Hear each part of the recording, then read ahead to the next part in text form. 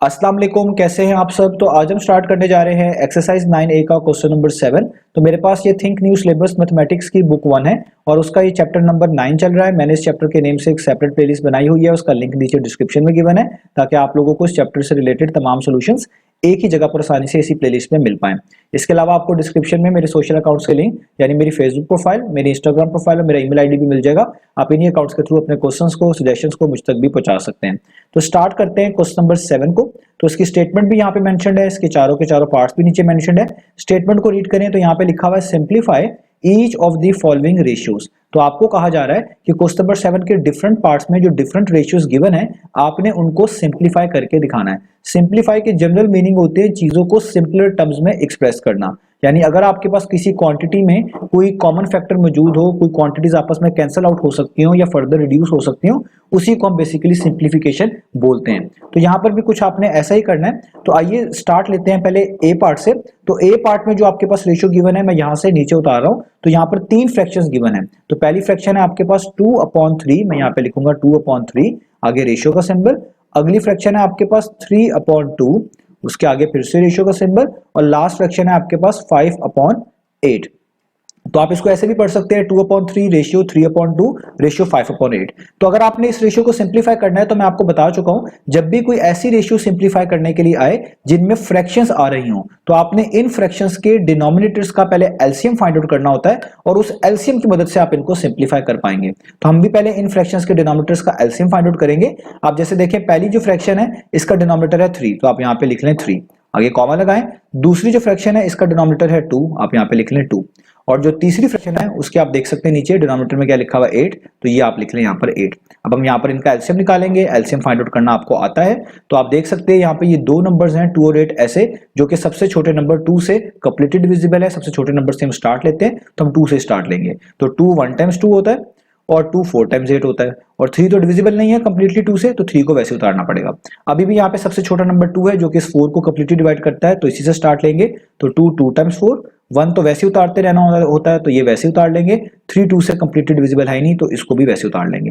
अब आगे देखें अभी भी 2 अवेलेबल है, तो 2 से स्टार्ट लेंगे। 2 1 टाइम्स 2, अब यहाँ पे 1 बन चुका है, ये पहले से 1 था, इसको वैसे उतारें। और 3 भी वैसे का वैसे ही आ जाएगा क्योंकि 3 2 से कंप्लीटली डिविजिबल नहीं होता। अब जस्ट 3 बचा है क्योंकि बाकी तो 1 बच चुके हैं। तो 3 1 टाइम्स 3 होता है और नीचे 1 ये वैसे उतार लें। जब नीचे सारे 1 बन गए, अब इसका मतलब है आप इन नंबर्स को मल्टीप्लाई करेंगे तो आपका एलसीएम आ जाएगा। तो आइए करते हैं। तो 2 2 टाइम्स 4, 4 2 टाइम्स 8 और 8 3 टाइम्स 24। तो आपके पास यहाँ पे एलसीएम आ गया 24। तो अब जो ये आपके पास एलसीएम आया है, इस एलसीएम को अब आपने क्या करना है, आपने जो एलसीएम यहां पर निकाला है इस एलसीएम को यहां पे लिखी हुई हर एक फ्रैक्शन से मल्टीप्लाई कर देना है। तो आइए करते हैं। तो हम यहां पे लिखेंगे पहली जो फ्रैक्शन है 2/3, इसको भी मल्टीप्लाई कर दें एलसीएम से जो कि 24, रेशियो का सिंबल वैसे ही। दूसरी जो फ्रैक्शन है 3/2, इसको भी मल्टीप्लाई कर दे सेम एलसीएम से जो कि है 24। और जो तीसरी फ्रैक्शन है 5/8, इसको भी लिखें और इसको भी मल्टीप्लाई कर दे सेम एलसीएम से जो कि है 24। तो देखिए हर एक फ्रैक्शन को मैंने अलग अलग इस एलसीएम से मल्टीप्लाई कर दिया। अब इससे फायदा क्या होगा, आप देख सकते हैं यहाँ पर 3 1 टाइम्स क्या होता है 3, और 3 8 टाइम्स क्या होता है 24, और ये 8 ऊपर वाले 2 से मल्टीप्लाई हो रहा है, तो 8 2 टाइम्स कितना हो जाएगा 16। आगे रेशियो का सिंबल, ये नीचे वाले 1 को लिखने की जरूरत नहीं है, लिख भी लें तो कोई फर्क नहीं पड़ेगा। तो 2 1 टाइम्स 2 इधर 2 12 टाइम्स 24 होता है, और 12 को 3 से मल्टीप्लाई करेंगे तो 12 3 टाइम्स कितना होता है, वो होता है 36। तो यहाँ पे आ जाएगा 36। आगे रेशियो का सिंबल। अब 8 1 टाइम्स 8 इधर 8 3 टाइम्स 24, और 3 को 5 से मल्टीप्लाई करेंगे तो 3 5 टाइम्स कितना हो जाएगा 15। तो देखिए आपने अपनी फ्रैक्शंस को एक तरह का रिड्यूस करके कैले बना लिया 16 रेशियो 36 रेशियो 15। अब जब आप इस फॉर्म तक ले आएंगे आपने फिर दोबारा चेक करना है कि क्या कोई ऐसा नंबर है 1 के अलावा जो कि आपके इन गिवन नंबर्स को कंप्लीटली डिवाइड करता हो। अगर है तो हर एक नंबर को उसी नंबर से हमने दोबारा से डिवाइड करना होगा जब तक कि वो फर्दर रिड्यूस ना हो जाए। लेकिन अगर अभी हम देखें हमारे पास यहाँ पे 16 है और 36 है और 15 है। 16 और 36 ऐसे नंबर हैं जो कि दोनों के दोनों आप कह रहे हैं एक तरह के 2 पे कंप्लीटली डिविजिबल हैं, लेकिन 15 नहीं है। अगर आप 15 को देखें, ये आप कह लें 15 पर भी कंप्लीटली डिविजिबल है, 5 पर भी कंप्लीटली डिविजिबल है, लेकिन आप देख लें जो बाकी दो नंबर्स हैं वो 5 और 15 पर कंप्लीटली डिविजिबल नहीं है। इसी तरीके से आप बहुत सारे नंबर्स चेक कर सकते हैं कि आपको कोई एक वहां पे डिविजिबल नजर आएगा तो बाकी दो नजर नहीं आएंगे, कोई दो नजर आएंगे तो तीसरा वाला उससे कंप्लीटली डिवाइड नहीं हो रहा होगा। इसका मतलब कोई एक सिंगल नंबर ऐसा नहीं है 1 के अलावा जो इन तीनों को कंप्लीटली डिवाइड करता हो। अगर ऐसा हो जाए तो इसका मतलब यही आपकी फाइनल फॉर्म है, यही आपकी सिंप्लीफाइड फॉर्म है, इससे आगे सिंप्लीफाई नहीं हो सकता। तो हमारे ए पार्ट का आंसर हो गया 16:36:15, यही हमने फाइंड आउट करके दिखाना था। अब चलते हैं इसके बी पार्ट की तरफ। तो अब हम स्टार्ट कर लेते हैं पार्ट नंबर बी को। तो पार्ट नंबर बी में हमारे पास जो रेशियो गिवन है वो है 2, आगे रेशियो का सिंबल है, फिर एक फ्रैक्शन लिखी हुई है 7/6, आगे रेशियो का सिंबल और लास्ट में एक और फ्रैक्शन लिखी हुई है 7/9। अब हमने इसको सिंप्लीफाई करके दिखाना है। तो मैं आपको भी ये पार्ट में बताता आ रहा हूं कि ऐसी रेशियो जिसमें आपको फ्रैक्शंस लिखी हुई नजर आ रही हो उनको सिंप्लीफाई करने का तरीका ये होता है कि जो फ्रैक्शंस होती हैं आप उनके डिनोमिनेटर का एलसीएम फाइंड आउट करेंगे और उनके डिनोमिनेटर्स का एलसीएम फाइंड आउट करने के बाद उसी एलसीएम से यहां पे लिखी हुई हर एक फ्रैक्शन को, हर एक क्वांटिटी को आप मल्टीप्लाई करवा देंगे। तो यहां पे जो ये आपके पास दो फ्रैक्शंस हैं इनका आप डिनोमिनेटर यहां पे देख सकते हैं, एक का 6 है, एक का 9 है। हम पहले 6 और 9 का क्या निकालेंगे, एलसीएम निकालेंगे, एलसीएम फाइंड आउट करेंगे। तो आप देखें यहां पर 6 और 9 दोनों के दोनों 3 से कंप्लीटली डिविजिबल है। 3 2 टाइम्स 6 होता है, 3 3 टाइम्स 9 होता है। 2 तो अब अपने आप ही पे डिविजिबल है, यानी 2 1 टाइम्स 2। 3 क्योंकि 2 पर नहीं डिवाइड होता कंप्लीटली तो वैसे उतारेंगे, और अब जस्ट यहाँ पे 3 बच गया। 3 3 से कंप्लीटली डिविजिबल है, 3 1 टाइम्स 3, और ये वाला 1 वैसे का वैसा ही। अब आप इन नंबर्स को मल्टीप्लाई करें तो 3 2 टाइम्स 6 होता है, और 6 3 टाइम्स कितना होता है, वो होता है 18। तो हमारे पास जो एलसीएम आ गया यहाँ पर वो कितना आ गया, 18। अब यहाँ पे याद रखिएगा इस एलसीएम को यहां पे लिखी हुई हर एक क्वांटिटी से मल्टीप्लाई करना है, चाहे वो फ्रैक्शन हो या ना हो, क्योंकि अगर आपने कुछ डिनोमिनेटर्स का एलसीएम निकाल लिया है तो इसका मतलब यह है कि यहां पे कुछ ना कुछ फ्रैक्शन मौजूद है, और जब आप ये एलसीएम निकाल चुके हैं तो अब इसका मतलब यही है कि आपने उस एलसीएम को इधर लिखी हुई हर एक चीज से अलग अलग मल्टीप्लाई करना है। आप यूं भी कह सकते थे कि 2 के नीचे कुछ नहीं लिखा हुआ, आप 1 लिख लेते तो ये भी आपको एक तरह की फ्रैक्शन ही दिखती। तो जो भी आप एलसीएम यहां पे फाइंड आउट करेंगे, याद रखें हर एक क्वांटिटी से, हर एक फ्रैक्शन से आप कह लें मल्टीप्लाई लाजमी करना है। तो पहले जो 2 है उसको मल्टीप्लाई करते हैं एलसीएम से, तो हम लिखेंगे 2 मल्टीप्लाई बाय 18। आगे रेशियो का सिंबल, ये जो 7/6 लिखा हुआ है इसको भी सेम एलसीएम से यानी 18 से मल्टीप्लाई कर देते हैं। आगे रेशियो का सिंबल, और ये जो 7/9 लिखा हुआ है इसको भी सेम एलसीएम यानी हम 18 से मल्टीप्लाई कर देते हैं। अब देखिए यहाँ पे तो सिंपल है, 2 और 18 मल्टीप्लाई हो रहे हैं तो 2 18 टाइम्स कितना होता है, वो होता है 36। यहाँ पे कैंसिलेशन आप कर सकते हैं, 6 1 टाइम्स 6 होता है, 6 3 टाइम्स 18 होता है, और 3 7 से मल्टीप्लाई होगा तो 3 7 टाइम्स कितना हो जाएगा, 21। रेशियो का सिंबल, 9 1 टाइम्स 9 होता है, 9 2 टाइम्स 18 होता है, और यहाँ पे 2 को 7 से मल्टीप्लाई करेंगे तो 14 होता है, तो आपके पास यहाँ पर आ गया 14। नीचे वाले 1 को लिखने की जरूरत नहीं है। अब आपने यहाँ पर देखना है कि क्या ये जो तीनों नंबर्स आपके पास लिखे हुए हैं इनको कंप्लीटली डिवाइड कर देने वाला 1 के अलावा कोई और नंबर मौजूद है कि नहीं है। तो आप देखेंगे यहां पर अगर कोई दो नंबर आपके पास मिसाल के तौर पे ये 36 और 21 को आप देख लें, ये दोनों 3 से कंप्लीटली डिविजिबल होते हैं, लेकिन जो आगे लिखा हुआ नंबर है 14 वो 3 से कंप्लीटली डिविजिबल नहीं होता। तो आप इस तरीके से डिफरेंट नंबर्स देखेंगे कि कोई एक कंप्लीटली डिविजिबल है लेकिन बाकी दो नहीं है, तो आपको कोई भी एक ऐसा नंबर नहीं मिलेगा जो इन तीनों को कंप्लीटली डिवाइड करता हो 1 के अलावा। इसका मतलब अगर आपके पास आपकी इन क्वांटिटीज को कंप्लीटली डिवाइड कर देने वाला 1 के अलावा कोई नंबर ना मिल रहा हो तो यही इनकी फाइनल फॉर्म है, यही इनकी सिंप्लीफाइड फॉर्म है, इससे आगे हम इनको सॉल्व नहीं कर सकते। तो ये हमारे पार्ट नंबर बी का आंसर आ गया, 36:21:14, यही हमने फाइंड आउट करना था। अब चलते हैं सी पार्ट की तरफ। तो अब हम स्टार्ट करते हैं पार्ट नंबर सी को। तो पार्ट नंबर सी में हमारे पास जो रेशियो गिवन है वो है 0.33, आगे रेशियो का सिंबल, फिर है 0.63, फिर रेशियो का सिंबल, और लास्ट वाली क्वांटिटी है 1.8। तो देखिए ये हमारे पास पहला ऐसा पार्ट है जिसमें जो आपको क्वांटिटीज गिवन है, जो नंबर्स गिवन है वो डेसिमल फॉर्म में है, उनमें डेसिमल आ रहा है। तो जब भी आपके पास ऐसी रेशियो सिंप्लीफाई करने के लिए आए जिसमें ये आपके पास जो नंबर्स उनमें डेसिमल इन्वॉल्व हो तो आपने डेसिमल को रिमूव करना है। अब आपको डेसिमल रिमूव करना आना चाहिए। जैसे अगर हम इस पहले वाले 0.33 में से डेसिमल को हटाएंगे तो जब हम डेसिमल हटाएंगे तो ये बन जाएगा 33, क्योंकि लेफ्ट वाले 0 को तो लिखना नहीं होता, और एक लाइन लगाएंगे और डेसिमल हटाने के बाद हम उसके आगे लिखे हुए डिजिट्स काउंट करते हैं। अगर एक डिजिट हो तो नीचे 10 लिखते हैं, 2 हो तो 100 लिखते हैं, 3 होते तो 1000 लिखते हैं। यहाँ पे 2 डिजिट्स हैं तो हम इसलिए नीचे क्या लिखेंगे 100। तो ये मैंने डेसिमल रिमूव कर लिया। आगे रेशियो का सिंबल, अब यहाँ पे भी आप 0.63 में से डेसिमल हटाएंगे, तो जब डेसिमल हटाएंगे यहाँ पे बचेगा 63 और लाइन लगाएंगे। इधर भी डेसिमल के बाद 2 डिजिट्स हैं तो पहली वाली क्वांटिटी की तरह नीचे आपको डेसिमल हटाने के बाद क्या लगाना पड़ेगा 100। आगे रेशियो का सिंबल, ये भी आपके पास 1.8 में डेसिमल आ रहा है, डेसिमल आप हटाएंगे तो आप जब डेसिमल हटाएंगे ये बनेगा 18, क्योंकि इस बार डेसिमल के पीछे 1 है, इसको लिखा जाता है, 0 होता तो ना लिखते। तो ये बनेगा 18, यहाँ पे एक लाइन लगाएंगे और डेसिमल हटाने के बाद सिर्फ एक डिजिट है तो नीचे क्या लिखना पड़ेगा जस्ट 10।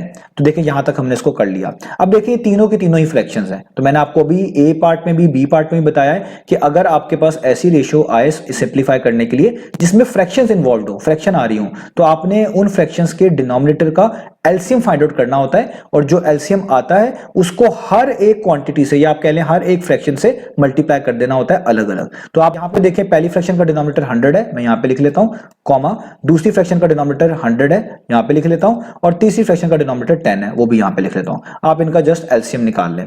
तो आप देखें कि ये तीनों नंबर किससे आपके पास कंप्लीटली डिविजिबल है। तो सबसे छोटे नंबर से स्टार्ट कर लेंगे तो चीजें जरा बेहतर रहती हैं। तो आप देखिए तीनों के तीनों नंबर 2 से कंप्लीटली डिविजिबल है। 2 को 50 टाइम्स करें तो 100 होता है, 2 को 50 टाइम्स करें 100 होता है, और 2 को 5 टाइम्स करें वो क्या होता है आपके पास 10 होता है। अब 2 से आगे आप चलते हैं तो आप देखिए कौन सा ऐसा नंबर है जो इन तीनों को कंप्लीटली डिवाइड कर दे। तो 2 तो नहीं करता, 3 भी नहीं करता, 4 भी नहीं करता, लेकिन 5 करता है, क्योंकि 5 आपके पास 1 टाइम्स 5 होता है, 5 आपके पास 10 टाइम्स 50 होता है, और यहाँ पे भी 5 10 टाइम्स 50 होता है। अब यहाँ पे 10 बच गया, इसको मैं फर्दर ब्रेक करके कर रहा हूँ, तो यहाँ पे 2 5 टाइम्स 10, ये 2 10 जो है 2 से कंप्लीटली डिविजिबल है, ये भी 2 5 टाइम्स 10, और ये तो 1 है, इसको वैसे उतारना है। अब ये 5 5 बच गया, 5 आपको पता है प्राइम नंबर है तो ये अपने आप ही से कंप्लीटली डिविजिबल होगा, तो 5 1 टाइम्स 5, 5 1 टाइम्स 5, और ये वाला 1 वैसे ही। तो जब नीचे 1 आ जाते हैं तो इन तमाम नंबर्स को जो मल्टीप्लाई करके भी चीज मिलती है उसी को हम एलसीएम बोलते हैं। तो आपका एलसीएम क्या आएगा, वो आएगा 2 5 टाइम्स 10, 10 को अगले वाले 2 से मल्टीप्लाई करेंगे 10 2 टाइम्स 20, और 20 को 5 से मल्टीप्लाई करेंगे तो 25 टाइम्स 100, तो आपका एलसीएम क्या आ गया 100। तो जो आपके पास एलसीएम आया करेगा आपने उसी एलसीएम से यहाँ पे लिखी हुई हर एक क्वांटिटी को, या यहाँ पे फ्रैक्शंस हैं तो हर एक फ्रैक्शन को मल्टीप्लाई करना होगा। तो आइए करते हैं। तो हम सबसे पहले लिखेंगे 33/100 मल्टीप्लाई बाय 100। देखिए मैंने पहली वाली फ्रैक्शन को, पहली वाली क्वांटिटी को भी 100 से मल्टीप्लाई कर दिया। अब दूसरी वाली फ्रैक्शन को भी करते हैं, तो 63/100 को भी 100 से मल्टीप्लाई करूंगा, ये मैंने कर दिया। अब तीसरी जो फ्रैक्शन लिखी हुई है 18/10, इसको भी मैं 100 से मल्टीप्लाई करूंगा।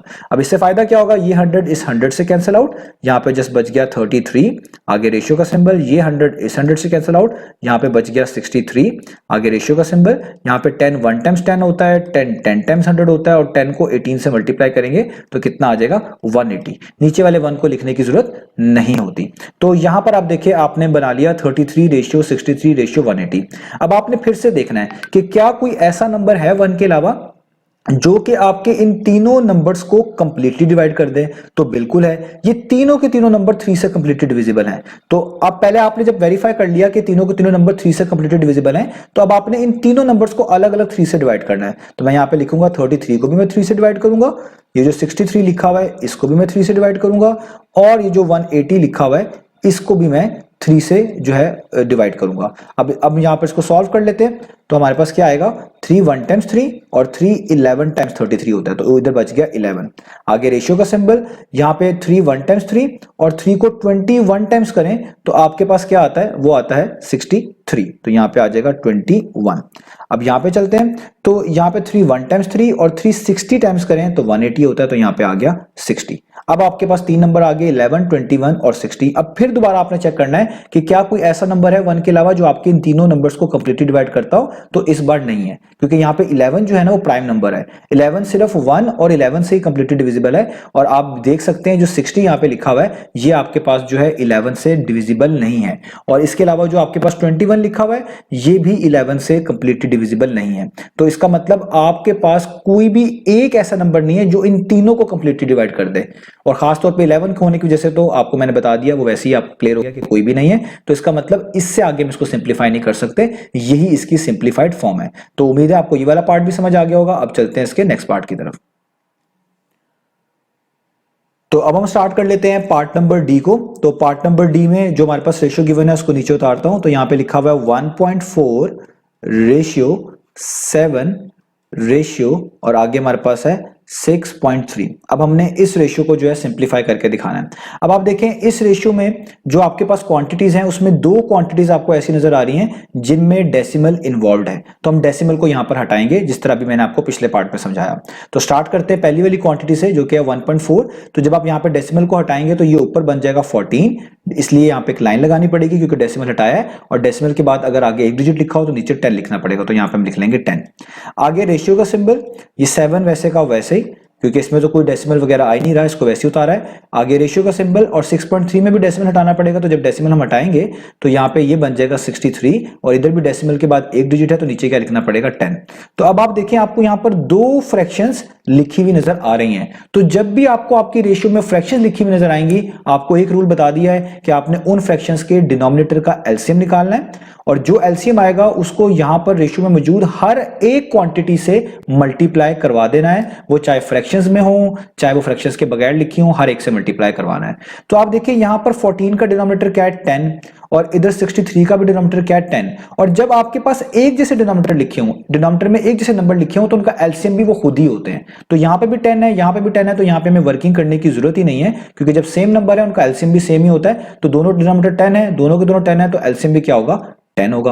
अब आपने इसी एलसीएम से इधर लिखी हुई हर एक चीज को मल्टीप्लाई करना है। तो सबसे पहले हम क्या करेंगे, ये जो 14/10 लिखा हुआ है इसको भी 10 से मल्टीप्लाई कर देंगे, ये जो आपके पास 7 लिखा हुआ है इसको भी आप 10 से मल्टीप्लाई कर देंगे, आगे रेशियो का सिंबल, और ये जो 63/10 लिखा हुआ है इसको भी आप एलसीएम जो आया था 10 इससे मल्टीप्लाई कर देंगे।